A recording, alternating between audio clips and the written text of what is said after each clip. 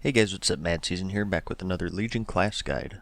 This is an ongoing series where I go over each class and spec in the Legion beta and sort of give you an idea of how they're played and how their core mechanics work. In this video, we'll be going over the Windwalker monk. As with every class this expansion, the Windwalker monk is seeing some pretty substantial changes. It's not on the level of some of the other specs such as the Demonology Warlock or the Survival Hunter, but it's still pretty substantial. You're still on the chi and energy system. You spend energy to generate chi, and you spend that chi for comparatively more useful and higher damaging abilities. One of the bigger changes is how our new mastery works. It's called Combo Strike, and it causes your abilities to deal increased damage if the same one isn't used in succession. This sets you up to interweave abilities together and strays you away from mashing a chi generator than a chi spender. And your overall class identity remains the same. You have a focus of an unarmed style of gameplay, using a variety of martial arts techniques to disorient and destroy your enemies. Anyways, let's get our usual disclaimers out of the way. The monk is not my main class on live. I did a lot of training on both live and Legion to get a good feel of how the spec plays and how it's changing for this expansion, but keep in mind that this is from a very casual monk's perspective. Just something to remember when I talk about a spell or give my opinion on something. And by all means, if you catch any errors, feel free to let me know so I can patch them up with an annotation. Also keep in mind that this is all beta gameplay, so things that you like or don't like are always subject to change. A lot of spells have been changed, removed, or added. I'll go over all of them one by one in the spell book, and I'll also show you them all in action so you can get a good idea of how the spec plays to see if you would like it or not. I'll sort of go over these in order of importance, putting a higher priority on the bread and butter abilities that make up the core of the Windwalker spec. And at the end of the video, I'll show you some real fights and narrate them a bit so you can see how all of it comes together. As I'm going through these, keep an eye on the bottom right hand corner of the screen if you want to see the tooltips for the exact numbers and such. Let's start with their basic chi generator, Tiger Palm, which has seen a rework. This costs 50 energy, it deals a light amount of damage, and it generates 2 chi. It also has an 8% chance to make your next blackout kick cost no chi. It's basically our jab from Draenor. I'm not entirely sure why they renamed it, maybe they liked the animation better. A side effect of this, however, is that we lost our original Tiger Palm, which had that armor penetration. Anyway, speaking of blackout kick, this has seen a change as well. This now costs 1 chi, and it deals a medium amount of damage to a single target. As you may know, this used to cost 2 chi, but it also did 30% additional damage over 4 seconds as a dot if you were behind your target, and heal you for 30% of the damage done if you used it in front of your target. So it's been simplified by quite a bit. Next up we have the Rising Sun Kick. This has a base 10-second cooldown, it costs 2 chi, and it deals a heavy amount of damage to a single target. It also now reduces the healing on your target by 25% for 10 seconds. So this was also changed a little. You no longer get that increased ability damage buff that's tied along to it. Even so, this is going to take precedence over Blackout Kick, and it's something that should be used on cooldown. Next up we have Fists of Fury, which is also different. This costs 3 chi, it has a 24-second base cooldown, and it deals a very heavy amount of damage to all enemies in front of you over a base 4 seconds, which is increased by haste. You can now also channel this while moving, but it no longer has a stun tied to it. You can get the stun back through PvP talents, but for PvE it looks like this is purely for damage now. Next up we have Touch of Death. This has a 2-minute cooldown, and 8 seconds after using it, your target will take damage equal to your maximum health, which is reduced against players. So this no longer requires your target to be at 10% or have less health than you. To sort of balance that out though, you now have a longer 2-minute cooldown as opposed to the 1.5-minute cooldown in Draenor, and you also have that 8-second delay. Next up we have her AoE spell, Spinning Crane Kick. This is now a chi spender. This causes you to spin in the air, dealing a medium amount of damage to all enemies within 8 yards over a base 1.5 seconds. It costs 3 chi, and its damage is increased by 50% for each unique target you've struck in the last 15 seconds with Tiger Palm, Blackout Kick, or Rising Sun Kick. This is kind of interesting. There's no limit to the damage buff. You'll get as many stacks as many unique targets you hit within 15 seconds. The buff does persist through multiple kicks. You don't have to re-tag your enemies every time you use this, which is handy. Next up we have Touch of Karma. This now has a 20-yard range as opposed to the melee range in Draenor, and when you use it, all damage you take is redirected to your target as nature damage over 6 seconds. The buff itself lasts for 10 seconds, and the damage can't exceed 50% of your maximum life. And it also still has the 1.5-minute cooldown that it has in Draenor. Not much else to say about this, just a really handy defensive and offensive ability to have. Next up we have Storm, Earth, and Fire, which is now a DPS cooldown.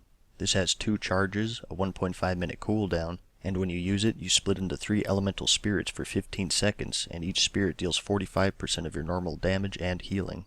You yourself transform into the Storm Spirit, while the Earth and Fire spirits mimic your attacks on nearby enemies, and if you want to send them to a specific target, you just use the ability again. So in total it's a 35% increase in damage, but you can also get value from it in other ways. For example, this allows you to take 3 targets for Spinning Crane Kick right off the bat, so it's not as straightforward as it seems. Next up we have a ranged attack, Crackling Jade Lightning. This actually deals a pretty large amount of damage over a base 4 seconds. It has a 40-yard range, it no longer costs energy, and it sometimes knocks back melee attackers. This is actually pretty amazing right now. On live servers this kind of tickles, but on Legion it deals some pretty decent damage if for some reason you can't get into melee range. Here I am using Storm, Earth, and Fire with it, and you can see how it can just burn through your target, which is pretty nuts considering that we're a melee class. Next up we have Effuse. This costs 30 energy, it has a base 1.5 second cast time, and it heals your target for a small amount. Not much else to say here, just a standard healing spell that most DPS classes have now. Next up, let's go over our mobility. We of course still have Roll. This has 2 charges, and when you use it, you roll a short distance forward, and each charge has a 20-second cooldown. So just a handy mobility spell to have. We also still have Flying Serpent Kick. This launches you forward through the air at high speed for 2 seconds. This has a 25-second cooldown, and if you use it again while it's active, you deal a very light amount of damage to all enemies within 8 yards of you, and you slow their movement speed by 70% for 4 seconds. As far as I can tell, it's exactly the same as it is in Draenor. And we also have our Transcendence. This is similar to the Warlock's Demonic Summoning Circle. This leaves your spirit behind at your current location, and when you use Transfer, you swap positions with your body and spirit. Placing your spirit has a 10-second cooldown, transferring has a 25-second cooldown, and you need to be within 40 yards of your spirit to use Transfer. As for our passives, first up we have our Mastery, which I talked about earlier. Once again, this causes your abilities to deal some extra damage when they're not a repeat of your previous ability. We do have a talent that makes this more powerful that I'll go over later. We also still have Afterlife, which is pretty much unchanged. This causes a healing spear to spawn whenever you kill an enemy, healing you for a significant amount when you walk through it. If you kill an enemy with Blackout Kick, there's a 50% chance that you'll summon a Chi Spear that gives you 1 Chi when you walk through it. So not much change with this, but overall it looks like the healing spears are a little more powerful compared to live. And lastly we have Windwalking, which gives both you and any ally within 10 yards of you a passive 10% increase in movement speed. And that's pretty much it, for all of the important stuff anyways. Everything else I didn't mention are still functionally the same pretty much, maybe just percentage or cooldown changes. I'll mouse over them here quickly and you can pause the video if you want to see the exact numbers, but abilities I haven't mentioned yet are Detox, Disable, Paralysis, Provoke, Resuscitate, Spearhand Strike, and Zen Pilgrimage. If I didn't list anything from Draenor, it was either moved to Talents, removed entirely, or they just haven't put it back yet. Next up I'll go over the revamped talents, and just like the abilities and passives, I'll go over every single talent here and show you them in action. I'll also have a link to the talent calculator in the description if you want to see them for yourself. First up, for the level 15 tier we have Chi Burst. This has a base 1 second cast, a 30-second cooldown, and it hurls a torrent of Chi energy up to 40 yards in front of you, dealing a light amount of damage to all enemies and a light amount of healing to all allies in its path. This can be useful. It's not too damaging and it doesn't heal for too much. But one thing to keep in mind is that any ability, no matter the damage, can be useful due to how our mastery works. Sometimes you may run into situations where you just used Blackout Kick, but you're at 4 or 5 Chi. Using Tiger Palm would result in some wasted Chi, and using Blackout Kick would result in some wasted damage. This can bail you out and let you get another Blackout Kick without wasting that damage, so it can be handy to have. Next up we have Eye of the Tiger. This causes your Tiger Palm to deal an additional amount of damage, and it also heals you for a little bit over 8 seconds. This one is a little limited. If you use Tiger Strike more than once within 8 seconds, both the heal and the dot reset their durations. They don't stack or anything like that. Lastly, for the level 15 tier we have Chi Wave. This has a 15-second cooldown, and when you use it, it sends a wave of Chi energy to friends and foes, dealing a very light amount of damage to enemies and healing a small amount to allies. And it bounces up to 7 times to targets within 25 yards of each other. So just another damage and healing hybrid skill here. This does require less positioning than Chi Burst, but the effect overall is weaker, I think. Chi Burst is probably the superior option for larger battles, while this may be the go-to for smaller scale fights.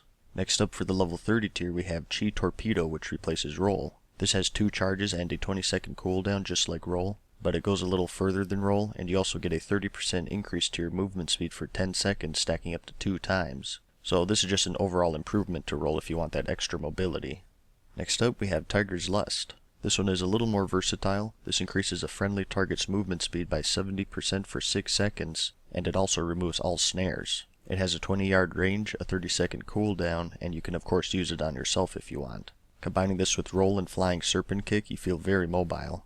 And lastly, for the level 30 tier, we have Celerity, which reduces the cooldown of Roll by 5 seconds and increases the maximum number of charges to 3. So 3 different choices for mobility here. I personally prefer Tiger's Lust because it has that snare killer, but all 3 of them are good choices I think. For the level 45 tier, we have Energizing Elixir. This has a 1-minute cooldown, and when you use it, it fills up all of your energy and chi. This gives you some nice burst potential. It's best saved for when Fists of Fury and Rising Sun Kick are off cooldown, or else you may run into issues with their mastery like I mentioned earlier. Next up we have Ascension, which increases your maximum chi by 1, bringing you to 6 total. And it also increases your energy regeneration by 15%. So just a nice passive boost to your chi and energy if you prefer not having a button to press. Having your max chi increased makes your mastery a little less awkward to deal with, because you don't have as high of a risk of capping out. And lastly, for the level 45 tier, we have Power Strikes. This makes your Tiger Palm generate 1 additional chi every 15 seconds, bringing it to 3 chi generated in 1 strike. This is something you have to pay really close attention to if you decide to take it. Our max chi is 5 by default, so if you lose track of this buff, it can be really easy to go over the cap and waste some chi. I'm sure there'll be an add-on that keeps track of it though. For the level 60 tier, we have some crowd control. First up, we have Ring of Peace. This forms a ring around a friendly target for 8 seconds, knocking back any enemy who uses a harmful spell or ability. It has a 40-yard range and a 45-second cooldown. This used to incapacitate enemies for 5 seconds instead of knocking them back, but it also used to only work on the first spell they cast, so it's weaker in some areas and stronger in others. Next up we have Dizzying Kicks, which causes Blackout Kick to also reduce the movement speed of your target by 70% for 3 seconds after using it. It's a little more powerful than our normal slowed Disable, which is 50%. This just lets you save that 15 energy and a global cooldown, which can be handy. And lastly, for the level 60 tier, we have Leg Sweep. This has a 45-second cooldown, and it knocks down all enemies within 5 yards of you, stunning them for 5 seconds, so just a really solid stun to have here. For the level 75 tier, we have Healing Elixir. This instantly heals you for 15% of your maximum life. It has 2 charges and a 30-second recharge. It also has the effect to where if you drop below 35% max life, it'll automatically use a charge if it's available. It does seem like we're pretty squishy right now, so this definitely helps our defensive situation. Next up for the level 75 tier, we have Diffuse Magic. This reduces all damage you take by 60% for 6 seconds, and it transfers all harmful magic effects on you back to their original caster, and it has a 2-minute cooldown. So just a nice source of defense and offense here. I think it's probably aimed more towards PvP, but I can see it being useful in PvE as well. Next up we have Dampen Harm. This reduces all damage you take by 30% from the next 3 attacks that damage you for more than 15% or more of your maximum life. It's usable while stunned, and it has a 2-minute cooldown. I think it's a hard choice for this tier. For the most part, I think people will stick with Healing Elixir since it's the most straightforward one, but I can definitely see the other 2 choices being superior for certain fights. For the level 90 tier, we have an AoE spell, Rushing Jade Wind. This has a base 6-second cooldown, it costs 1 chi, and it deals a medium amount of damage over a base 6 seconds, which is increased by haste. Next up we have our DPS cooldown, Invoke Shuen. This summons the spirit of the white tiger Shuen for 45 seconds. It attacks your primary target and 3 enemies within 10 yards for a light amount of damage every second while it's active. It has a 40-yard range and a 3-minute cooldown. This saw no change from Draenor, so not much to say here, just a really nice DPS cooldown to have. Lastly, for the level 90 tier, we have Hit Combo, which is the boost to our mastery that I mentioned earlier. This causes each attack that triggers your mastery combo strikes to grant a 1% increase in damage, stacking up to 10 times. The buff itself has a duration of 10 seconds, so it's plenty of time to keep it up easily, so not too bad. For the level 100 tier, we have Chi Orbit. When you have this one, every 5 seconds an orb of energy rotates around you until it makes contact with an enemy. When it does, it deals a medium amount of damage to all nearby enemies. You can store up to 4 orbs, so it gives you a really good boost at the start of the fight. The actual graphic for it is looking really nice too. Next up we have Whirling Dragon Punch. This has a base 24-second cooldown, and when you use it, you deal a heavy amount of damage to all nearby enemies, and it's only usable when both Fists of Fury and Rising Sun Kick are on cooldown. This is a nice source of both single target and AoE damage, and it's pretty even with Chi Orbit I think. As you start gearing up, this may overtake Chi Orbit due to the reduction in cooldown, and the fact that it can be affected by your mastery while Chi Orbit can't. And lastly, for the level 100 tier, we have Serenity, which replaces our Storm, Earth, and Fire DPS cooldown. This gives you a flat 40% increase in damage and healing for 40 seconds, and for its duration, all Chi consumers are free and have a 50% reduced cooldown. This has a 1.5 minute cooldown just like Storm, Earth, and Fire, but it only has one charge. So it's just another option for a DPS cooldown if you don't like Storm, Earth, and Fire. It is really strong, but you do lose some of the effects you benefit from by hitting multiple targets such as the spinning crane kick tagging. It'll have its place for certain fights though, I think. And that's pretty much it for all of the talents as of this build anyways. Next up, I'll talk about the artifacts for the Windwalker monk, and those are the Fist of the Heavens, Alberg, and Alra Ed. Just like with most artifacts, these also come with an ability.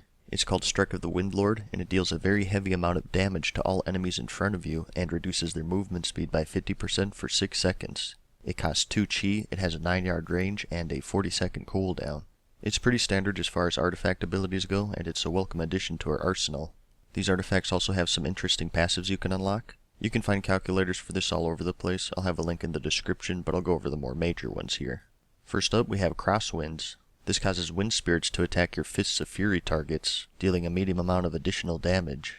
This does work with every target hit, and it even works with Storm, Earth, and Fire. So just a really nice bonus to Fists of Fury here, and I think it takes some value away from Serenity due to the synergy with Storm, Earth, and Fire. And we also have Gale Burst. This increases the damage done by Touch of Death by 10% of all damage you deal to the target during the duration. This one is kind of interesting because it changes up your rotation a bit. If you take this into consideration, to maximize your damage, you're going to want to save your DPS cooldowns and your harder hitting abilities when you use Touch of Death. 10% isn't a whole lot, but I think it is enough to change the way you manage your cooldowns. Another one I wanted to point out, although it's not a major trait, is the Transfer of Power. This causes your Blackout and Rising Sun kicks to increase the damage of your next Fists of Fury by 5%, stacking up to 10 times. The buff itself lasts for 30 seconds, and with your current energy and chi generation, usually you'll get to 10 stacks before it comes off cooldown. I actually think this should be a major trait because it's pretty powerful. The rest of these are pretty generic, some interesting stuff, but mainly just percentage increases to abilities and whatnot. I'll mouse over these here quickly, and you can pause the video if you want to read them, and like I said, I'll have a link to that calculator in the description if you want to check them out. You don't have to choose between any of these traits, you'll be able to get them all eventually. You just need to get enough artifact power, which you'll get by questing, PvPing, raiding, and so on. And that's it for all of the abilities, talents, and artifact traits, at least for this beta build anyways. I'm sure they'll add more or change some stuff later on, but that's okay because the purpose of this video is just to give you a basic idea of how the spec is played, and that's something that's very unlikely to change as they update the game. Now let's put all of this together. The only way to get an idea of how the spec is played is to see it in action, so as always I'll show you some basic fights here and narrate them a bit. Here are some shorter single target fights. For talents I went with a good amount of passives just to show you a very basic rotation since there's been a lot of changes. The only exception is I did pick up Chi Wave, so you'll see me use that here and there. You can also see I picked up Chi Orbit as my level 100 talent. Overall our rotation isn't too bad I think. With the way our mastery works, at first it may seem intimidating trying to interweave different abilities together, but it's really not bad at all once you get the hang of it. Remember, you never want to use the same skill 2 times in a row or else you don't get that bonus damage. After a little practice it feels natural and pretty easy actually. Most of the time you'll be alternating Tiger Palm with Blackout Kick, and once Rising Sun Kick and Fists of Fury are off cooldown you'll be mixing those in as well. One thing I need to work on is finishing off my enemies with the Blackout Kick, since remember that gives you a 50% chance to give you a Chi Orb. I found that with its low damage it sort of clashes with our mastery and it can be tough to get the killing blow with it without using it multiple times in a row. I'll just attribute that to me being new with the spec though. I'm sure in time that would be easier to pull off. And remember, like I said, this is with a lot of passives, so if it seems too simple it's because I sort of set it up that way. You can make things a little more complex by choosing different talents. Anyways, here's some AoE fights. For noteworthy talents I have Chi Wave, Leg Sweep for that AoE stun, Rushing Jade Wind, and Chi Orbit. You can also go with Serenity to spam Spinning Crane Kick, but I wanted to keep Storm, Earth, and Fire because it allows for faster tagging for more powerful crane kicks anyways.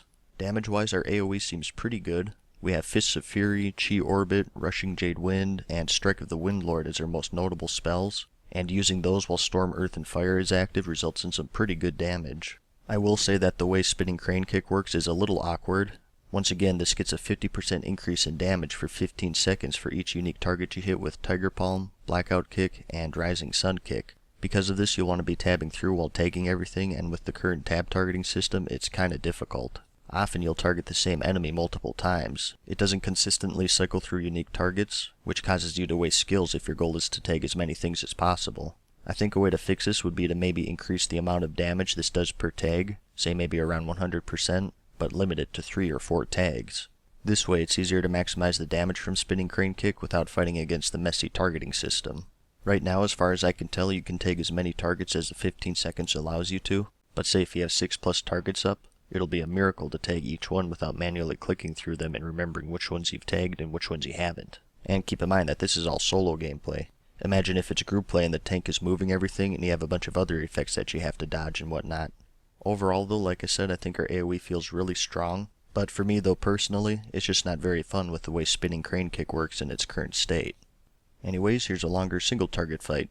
As you can see, I picked up Zhuen the White Tiger just because I wanted to show him off, and I also grabbed Whirling Dragon Punch over the normal Chi Orbit just to have more buttons to press now that I've gotten some practice with the rotation. As you can see, the damage is quite good when you use all of your cooldowns. Touch of Death, Zhuen, Storm, Earth and Fire, Touch of Karma, Strike of the Windlord. You have quite the arsenal at your disposal. Like I mentioned, the rotation can look pretty tricky at first, but it's not bad at all once you get some practice in. There's been a lot of criticism about our new mastery, but personally I don't mind it. It keeps you from button mashing and it adds another element to the rotation. With how much they've pruned and simplified, I think not having it would leave us with a very stale and dull rotation. But that's just my take on it. Like I mentioned, Windwalker Monk isn't my main on live servers, so I don't want to speak too much on that since I feel like I'm out of my league with it. I'll just leave it up for you guys to decide. But that's pretty much it. Hopefully now you have a better understanding and feel of how their core gameplay works. I had a lot of fun with it. It's definitely not my favorite spec this expansion, but it's not my least favorite either. It's sort of middle of the road for me. I think it's about as fun as it is on live servers. If I had to pick areas to improve, it would be how spinning crane kick works, and I think they may have gone too far with some of the pruning with some of our more basic abilities like Tiger Palm and Rising Sun Kick. But they also did a lot of things right, I think. I personally like how our mastery works, I think our artifact weapon looks cool, and I like how mobile we are. Not that that's anything new with Legion, monks have always seemed quite mobile to me. Anyways, if you want to see more Windwalker gameplay, I also did a full dungeon run. No commentary on that though, just some raw gameplay for those of you who want to see more of what this spec is capable of. I'll have an annotation for that right here and a link in the description if you want to see that. And as always, feel free to leave me a message about your opinion on the state of the spec for Legion. Whether or not you like the changes though, I hope you at least found the video informative, interesting, or entertaining in some way. I had a lot of fun making it, and I hope you had a lot of fun watching it. Thanks for checking it out. I'll be doing guides like this for every spec for every class in the game, so keep an eye out for those if you're interested. And if you have any feedback or suggestions, feel free to leave me a message. There's always room for improvement. And once again, I'll have a pull-up in the description if you would like to vote on the next class. Anyways, I hope you found this video helpful. Give it a like if you liked it, and if you really liked it, let me know in the comments and subscribe. And as always, thanks for watching, good luck, and peace!